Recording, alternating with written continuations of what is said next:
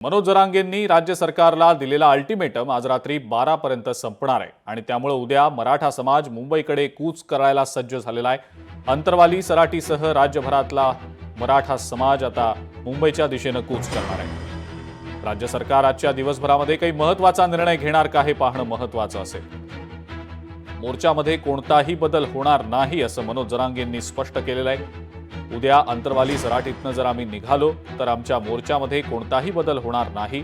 सरकारी पातळीवरनं आमच्या मागण्यांबाबत अंमलबजावणी होत नसेल तर आमच्या भूमिकेमध्ये कोणताही बदल नसेल असंही यावेळेला जरांगेंनी स्पष्ट केलं।